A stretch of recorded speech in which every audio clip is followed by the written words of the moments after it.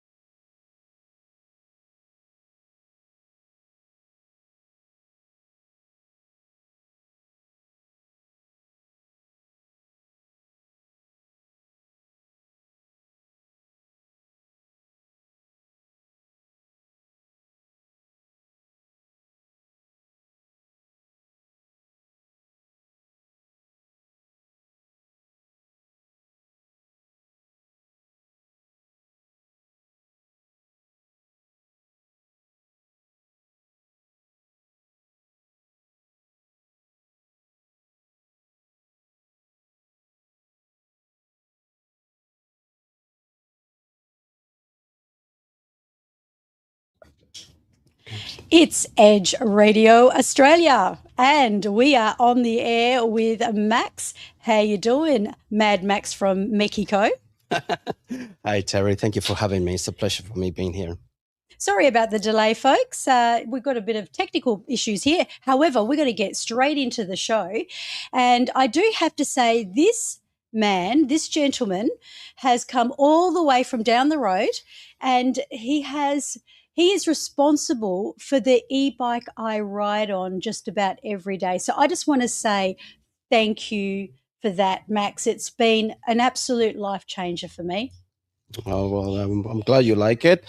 It's been a pleasure having you as a customer, and taking the bike out, you're seeking freedom. You exercise and you enjoy the great outdoors. We're having a beautiful weather this week, so by all means, ride it for as much as you want. Yeah, we're definitely having good weather, but we're going to talk about breaking the cycle of bad habits, and it was something that I did speak to you about. Now, you're one of these guys that works hard and plays hard, so when you're coming home from work, you talked about something that you do that obviously helps you unwind.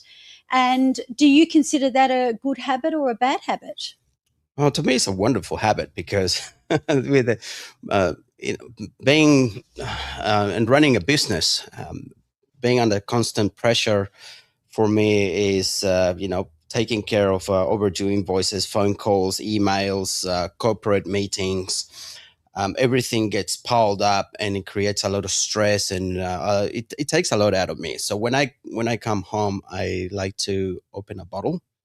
A bottle of water, a bottle of Coke? I like to open a bottle, either a bottle of wine, a bottle of whiskey, a bottle of gin, a bottle of beer, of whiskey, or whatever okay. that is. So Okay. I just need to have some alcohols because I really need to switch off.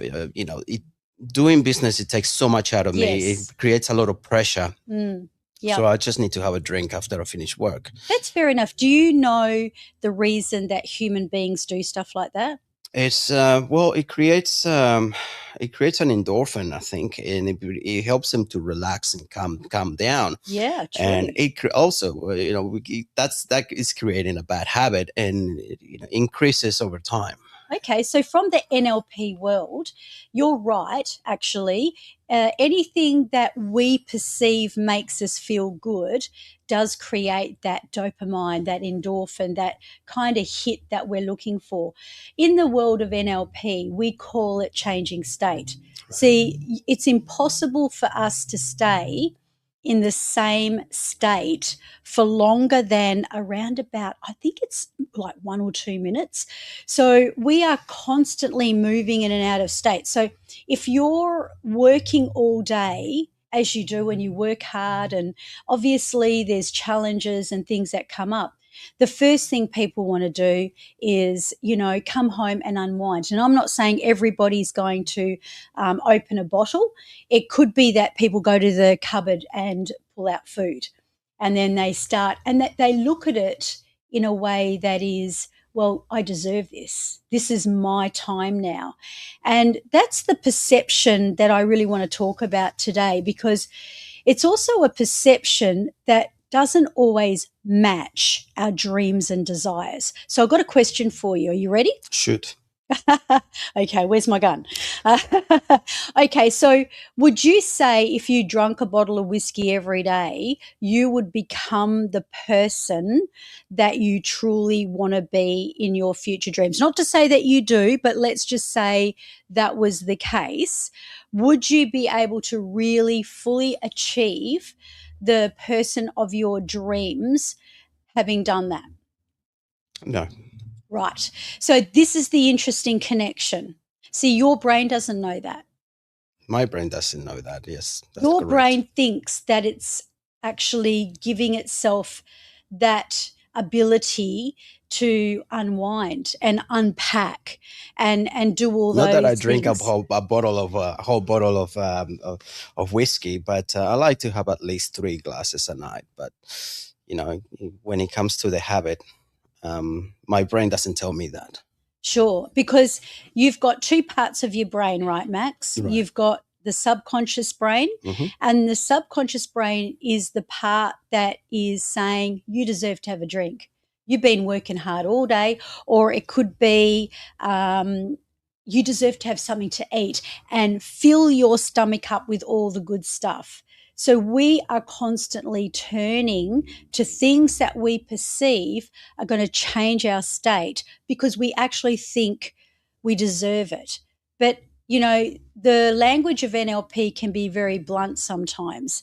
And I find myself saying to people, so do you really think you deserve to be obese and unhealthy and get the diseases that go with? But that's not the way their subconscious mind was actually interpreting it. And it's the same as when you drink. You're not thinking that all the damage it would do to your kidneys and your liver and what it would do to your brain.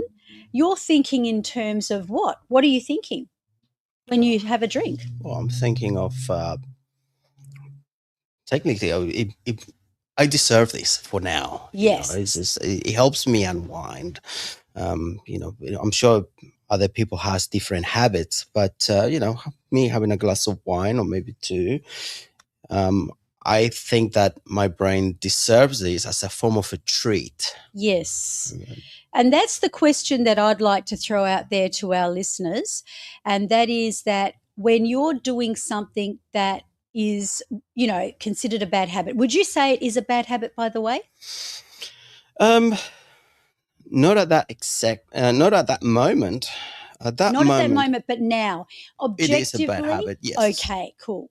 Okay, so you say Mm. right now, when you're away from it, you can objectively see it's a bad habit, but then you tell yourself a different story when you're about to indulge. Oh, absolutely. Okay. Yeah, So what's the 100%. story you tell yourself just as you're about to indulge? Well, when I come home, I just want to say, I'm so tired. I'm had enough of this world, and I think I need a drink. I need to unwind. I think I deserve this. Okay. So that's the big thing that Yes. you're dealing with. Mm. So the question is that while you're saying, I think I need to unwind, I need a drink or I need a smoke or I need that extra bit of food, I deserve this. Think about this. Do you really deserve to have all of the consequences that go with? Because that's the part that the subconscious doesn't process. But you've actually given me some really great questions. And you've done it from a position that you probably don't know as much as a person who's done an NLP training course about what NLP is, what hypnosis is, and how it can change. So you've given me these amazing questions. Hmm. So I'm going to bring them up. Do you actually want to read it out? Can Sure. you see that? Yep. So it starts off, I'm wondering if everybody else is going to want to hear these questions too. Okay. So I'll ask you this question for you, Terry. Um, for some people hearing about NLP for the first time, what actually is it? What is NLP? Well, firstly, it's important to know what it stands for. So it stands for neuro linguistic programming. So neuro Hmm. is obviously the brain and the neuro pathways of the brain. Logical is logic, and programming is the way that we have been programmed since birth. So, whatever you have told yourself and what you're telling yourself and the way you speak to yourself is really what's manifesting your life. So, with neuro linguistic programming, we look at it so that we can reprogram. Okay. Does that kind of help? Yes, it does. It does help. I have another question for you. Yes, I'll bring it up here too on the screen so everyone can read it as well. And if you're interested in it, please drop your comments if you've got any questions so that we can pick them up and answer them later as well. Okay, Terry, so we got here, can anyone be hypnotized? And what happens in a typical hypnotherapy session? So that is a really classic question. And the fact is, everybody is already hypnotized. Oh. So while people think that hypnotists or hypnotherapists respectfully are going to put people to sleep, that is not the case, because in actual fact, we wake people up because all the habits that you've created. So, for example, what we've talked about with drinking, and if it's food or if it's cigarettes, or the way that we choose our relationships and we sabotage ourselves, that is a pattern that has been programmed. So, really, what hypnotherapy is, it's about looking at what is being set up and how that's not working for the person and being able to make change. But in order to make change, the answer to your question is, can everybody go to sleep? Well, if I was the kind of hypnotherapist that needed to put people to sleep, I would say no. Not everybody can be hypnotized. The fact is that, can everyone reprogram their brain? Yes. All right. And so that's where neuro-linguistic programming comes You caught into. me yawning last time when I went to the workshop. Yes. And everybody was in the zone, and I just couldn't stop yawning because I was accepting Yes. accepting the program, and I had to apologize in advance. And I said to you, "Oh, I'm so sorry. I'm just yawning because I was basically I was getting into the zone of develop and help reprogram my brain." But yeah, I guess it's it does work. I feel that it needs more training because the brain needs to be trained. Oh, always. I mean, my brain needs more training. I think we all are on that, pathway to upgrading. Just on that note, though, I'm quite used to people yawning throughout my sessions. I feel bad because I didn't want you to have the wrong impression by saying, "Oh, this is boring." But no, it actually was I was in a calm, relaxed state that I was receiving information, and the session went it went great. So I think that was working. Well, that is hypnosis, and that's hypnosis without you being asleep, because the reality of it is, getting back to your question, is that you've got to get past the judgment part of the brain. So when you can move, it's called bypassing the consciousness of it. So when you're sitting there, you might be going, "Oh, look at her hair today," or you might take notice of the way that a person's dressed or the way they're talking. So when you can get a person to the level of, they're not judging anymore, their judgment has closed down, and now they are processing. So it's all about themselves. So it's coming back to them. That is true professional hypnosis. Okay. So does that make sense? Very. It does? Okay. So I'm going to go to your next question, because I thought these questions were absolutely amazing. And do you want to read out your next question? Yes. So we've got here, why do people stay stuck in bad habits even when they want to change? Okay, that's and that connects with everything else. So on one side of the, quite often I'll do the parts integration. So on one hand, a person wants to change. They want to perhaps get their body into shape. They want to stop drinking, or they want to start controlling the way they drink. They want to start controlling the way they eat. They want to take control of their lives so they can be better. But then on the other hand, that part of the brain we're talking about, which is the subconscious, is going, talk to the hand, because that's the part that's been programmed.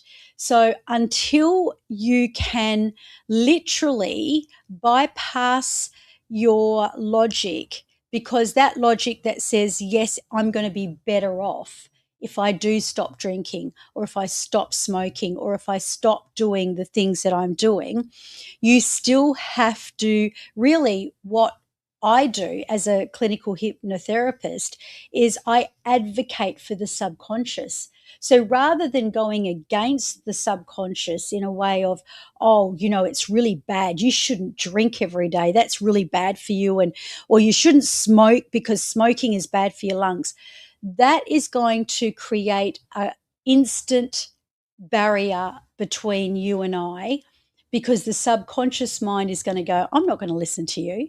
But on the other hand, if I turn around and go, you know what, I really get the reason that you would be drinking, because I think it's a really good way to kind of unwind. That's a really good strategy. But what if I was to tell you that there could be an even better strategy?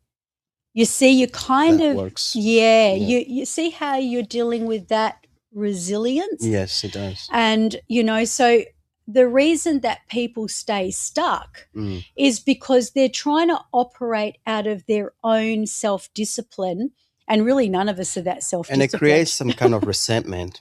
For some people, they say, oh, I hate the way that you smoking, it's bad for you. For the other person that's receiving this message is resenting it. It's kind of like stepping back. It creates barriers, as you mentioned. Yeah. And it's the same with parents and their teenagers. So if you've got a teenager and they're involved in something that is not good, the first thing that's going to happen the moment that you tell that teenager, you shouldn't be doing this and you shouldn't be doing that, is that wall's going to come up and they're going to find a way to get around it. But the whole idea is to be able to speak to them from where they're coming from, what they're trying to achieve out of it. And look at, so for example, let's go back to the drinking. So you said that you are busy all day, you've had a hard day at work, you come home and you want to unravel, you want to unwind, you want to let go. What does that feel like? Well, that's an interesting question. It feels great. What does great feel like? Can you describe great? It feels great because it feels in a way that I can relax and just being normal rather than stressed out and carrying a lot of burden in you. Okay, so the magic bullet right there is that you want to feel normal and not carrying all the stress. Now, I wonder, see, I would ask you, and obviously this is not a full-blown session. I'm not an alcoholic, however, but I've got that. That's okay. We're not, I don't label people. Look, to be quite honest with you, the one thing that I really hate is when I'm dealing with people who tell me that they are an alcoholic, Right. and they belong to a group of people, I'm not going to mention the name, and so they don't drink anymore, but they still say they're an alcoholic. I hate that. Right. Because what they're saying is that you're always going to be that way. It's a bit like anorexia nervosa, and I'm quite accustomed to that disease. When a person gets so thin and stops eating and practically dies. And I mean, you heard maybe the Carpenters, and that woman, one of the singers, actually passed away of anorexia nervosa. It's actually not about the food. It's more about what that person perceived they were going to get. And so I don't believe that that person is stuck with that disease for the rest of their life. What I believe is that our brain can reprogram. However, the catch 22, the missing piece, if you like, is that in order for them to be able to let go, so for you, for example, getting back to the alcohol, to get rid of the stress, to get rid of that feeling that you want to let go of when you're coming home from work, right? The fact is, it's a trigger. And that trigger is built on many other triggers that really determine how your day is going to go, because you might have a customer that comes in and that customer might be a perfectly good customer, but they do something that reminds you of a customer that might have really burnt your books or really fouled things up for you. So your subconscious mind is on the lookout for that. So it's called accumulation of stress. So when you can go back and release the stress of some of the worst experiences you've ever had, not so you can forget those experiences, Max, but so that every day's a new day. You're not building and accumulating today's or tomorrow's stress based on yesterday's. Does that make sense? It does, yes. Yeah. And as far as the alcohol is concerned, or I referred to the anorexia nervosa, what the real point is going back and tracking, and this is where hypnosis is really great.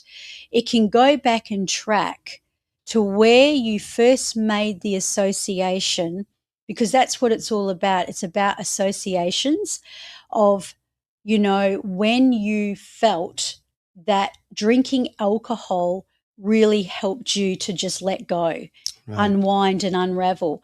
And when that is unleashed, and when you can start to create a new element of what you can do instead, and like I said, what is it that you're wanting to feel? You said you want to feel great and you don't want to feel stressed.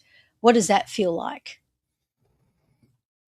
It makes me, well, it's a great, not feeling stress is, feeling great on the weekends. Okay, so weekends is Because great. where you obviously, like everybody needs, on the weekend it's great, or on a holiday, taking a holiday, because you just got unplugged from the matrix, literally, this the rat race and everything, just take all that burden out of your shoulder. But you see, these are the words that you're associating, right? Yes. So the rat race, burden, they're all key elements and clues to what would build that up. And then you said the weekends. So you then associate weekends with fun, freedom, and all those elements.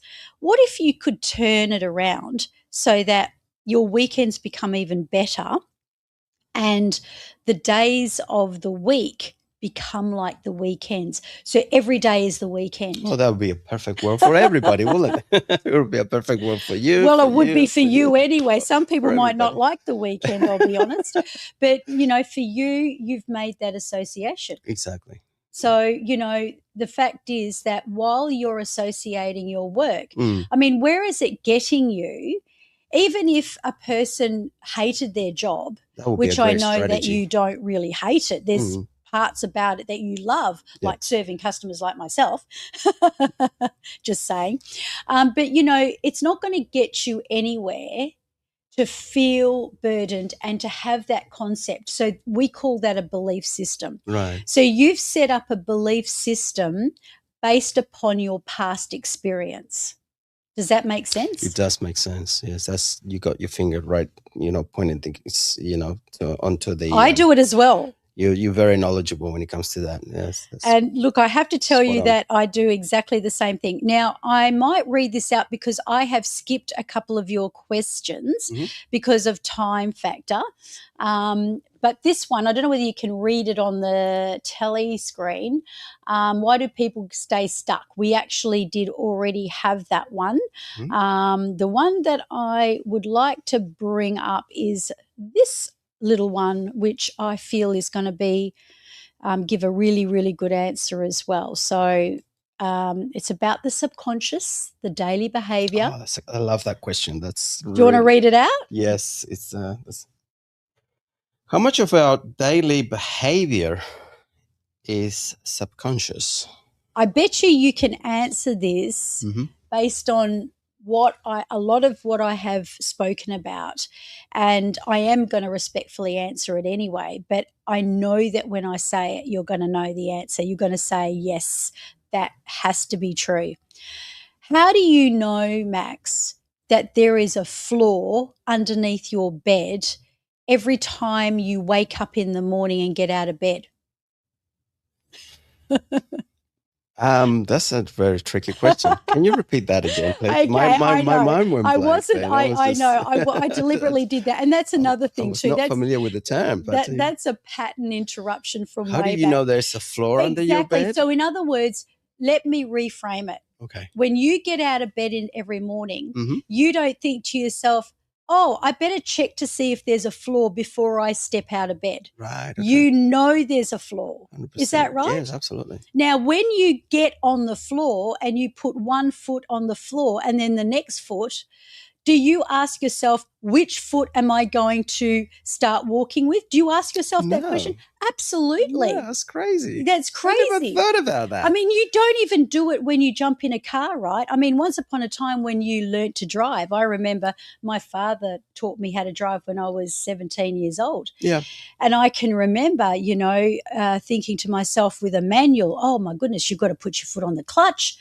Then you've got to move the gears. Yep. Then you've got to hold the steering wheel all at the same time. And, oh, my gosh, you've got to indicate and not to mention look out for other cars. But then all of a sudden you become a consciously competent driver. Yep. And you no longer even think about driving while you're driving. In fact, I don't know about you, but sometimes I can get to the destination without even remembering what gear I was in or what I did on the way there, because that becomes autopilot. Right, okay. So if I asked you the question now, so if that's the case, what I've said, you don't have to think about which foot you walk on. You don't have to wonder about whether there's a floor underneath. No. You don't have to think about your driving. Yep. You possibly don't even have to think about how you put your words together. How much of your daily behavior would that mean is subconscious if it's all in autopilot? Basically all the time. Everything. Every exactly. time. Like, some people who are right-handed use the pen on the right hand or left-handed. Everything becomes autopilot because it's the subconscious level, subconscious mind. I have that's a really good answer. That is exactly true. The only things that are not subconscious are the things that we do not yet know. Right. So what you don't know. Some of the things you don't even know what you don't know. However, if you are consciously aware that you don't know something, you could become consciously competent. Right. And in order to become consciously competent, it means that you're not fluid. It means that you're not elegant. And when I say elegant, we use that terminology in NLP where it's smooth. Like watching a dancer glide across the floor, rather than seeing me get up and try to do a waltz or something and it'll be clunky and chunky because I'm trying to think about all the moves that I have to make, right? So the things that are not known to us are practically the only things that are not subconscious. Does that answer that question? It does, yes. It makes a lot of sense. Whoa, dude, I didn't know that. This is crazy. So your questions are actually so good. So good. Wow. Now let's have a look and see. I'm not sure whether this was your question or somebody else's. Let's just bring it up onto the screen. Yes, that's your question. So can changing the way, do you want to read it? Yeah. Can changing the way we speak to ourselves really change our lives? Okay, so I'm not saying I've got the answers for everything here because I don't. Do you speak to yourself? Do I speak to myself out loud? Mm-hmm. Aaron just Aaron Malloy would probably say that I do. like when you're driving, and do you speak to yourself mentally inside? Do you have that little Terry Messenger in the back here, or a little, in the cartoons you got a little devil in here, a screeching monkey on your shoulder, or you got a little angel on this side, or a little Okay. devil on this side. Maybe we should do this. Maybe no, don't do that. Yeah, I'm pretty sure that you've got the good I guy like and bad that. guy in here. Have you seen that? I think we could make a cartoon out of that. That would be a really good demo. Have you ever actually. had that before? Look, everybody has that. I get it all the time. That voice in their head that's saying you're not good enough, or you can't do that.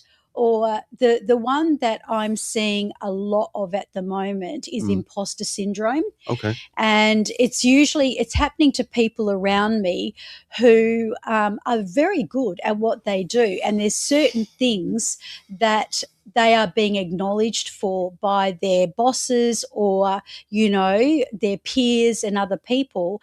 And then they suddenly go into this thing called imposter syndrome. Right. In other words, they think to themselves, and when you think about like some of the people I know it's actually happening to, I'm like, how could you even have that? But the best of us have imposter syndrome, where we do not think we're good enough, or we tell ourselves we are not in a position to achieve something, or I could never have that life or that wife or that money or that holiday. You know what I mean? Yes. So we all have it. That's the whole thing. So what's it called again? Imposter syndrome? Well, imposter syndrome is one element. And as I said, I don't have all the answers to these things. I mean, I can answer very fluently about neuro-linguistic programming and some of the ways that we can strategize to make a change. Right. So for imposter syndrome, for example, it's based on when a person doesn't really think they're good enough, or they might be in a position of where they're doing something and they feel like they're an imposter because they're normal, they're human beings. And behind the scenes, just like all of us and like you and me, they're suffering. Yeah. So they're going through their baggage. They're going through all of the stuff that's going on in their life. So they're saying, how on earth can I be that person? And even though I don't have all the answers here, Max, the one thing I will say about it is if a person does have that, you've got to ask yourself this question. What is it that you believe about that? So what is it that you believe? So if it is, I can't do something, like let's just say you want to do something, you want to achieve something great. Do you have something, by the way? In this case, I don't think about that. I think about what's stopping you from doing what's going to make you great. What's stopping you? That. What's stopping you? What is stopping you is your beliefs. So, okay, can you give me an example? Well, when it comes to like a challenge, when it comes to, let's say you have an opportunity to go into a massive corporate meeting that could change your life, or that you could sign hundreds of thousands or $1 million contract, and you feel quite humble. You feel a bit it's setting you back, or not humble, but you realize, am I good enough for this? What's stopping you for doing what's going to make you great? Exactly. So that you have that inner fear of yourself. You have that. It creates some form of doubt. Exactly that. Exactly what you've just nailed it. I listen to.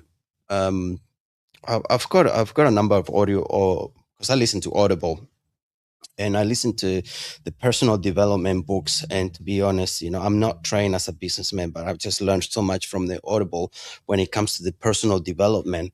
And it just says, just get into that rabbit hole and do your best, because what's stopping you for what's going to make you great? Just go for it. Yeah, what is stopping you? That is the best question. A lot of people fear the level of failure, the fear of setback. Just don't stop. And you know keep what? going. It's not just the level, believe me, I work with people just about every day. And that level of failure, believe it or not, you may not, and maybe you will when you hear it. But the other fear is there's a fear of failing. Mm. And oh my gosh, what if I fail? I'm not good enough. That's the imposter syndrome stepping in again. But guess what? There's one that's equally as, really crippling, and that is the fear of success. Some people fear success because they don't know whether they can live up to it. They don't know whether they're going to remain loved. They don't know whether people are going to attack them, reject them. A lot of people live in a victim mentality where they have had a payoff, because everything has a payoff, right? Like the drinking, Yeah. the payoff is, well, it's going to make me unwind.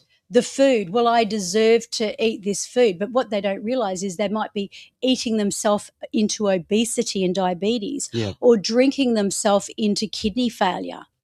And when it comes to that level of feeling like success is one of their biggest fears, quite often it can be based upon, but I have been operating so successfully with everybody feeling sorry for me. Okay. And it's a subconscious thing.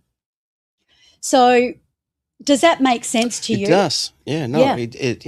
I've never experienced anyone, but with your level of experience, that I'm sure you have come across with people who have the fear of success.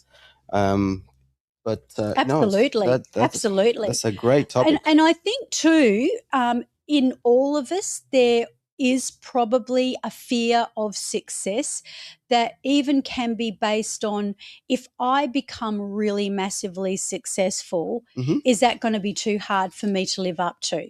So a person with a lot of integrity, for example, might start to think to themselves, well, if I hit this, am I going to be able to stay I there? guess you start developing it if you have the right PR, which is your own personal representative.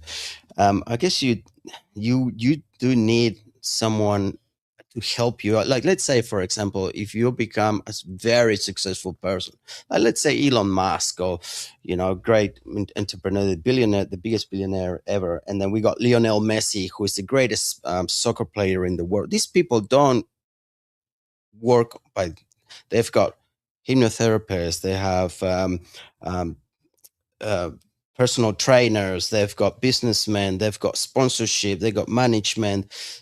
All these other sources are helping these, They're just investing in themselves. to That's what help they're invest in doing. themselves, because this Yeah. little person is known all over worldwide. Mm. um, and all these people who are looking after these individuals, such as Leo Messi or Cristiano Ronaldo, all this, you see them in sponsorship, you see them in T-shirts and And they're sports. trained. And do you think they're going out there Oh no, they're in not. those No, they t-shirts, don't. shrinking and feeling bad? When a lot of these people, and especially sports people, Mm. so some of the famous sports people, they will get trained by people like Anthony Robbins.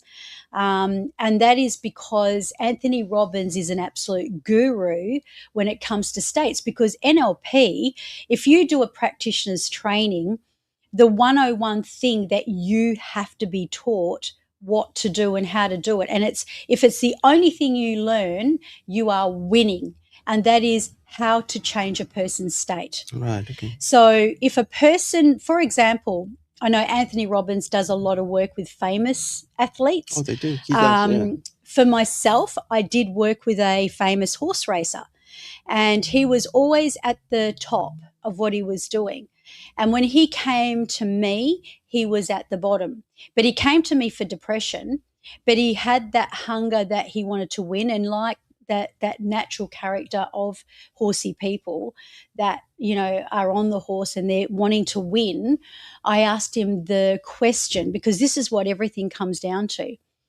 When you're on the horse now, what are you thinking? Compared to when you were on the horse and winning, how that was different. That was a different thinking. And he said, well, when I was on the horse last, I was thinking about the horse that fell down and crashed, and obviously they had to put him down, and that horse obviously lost that race.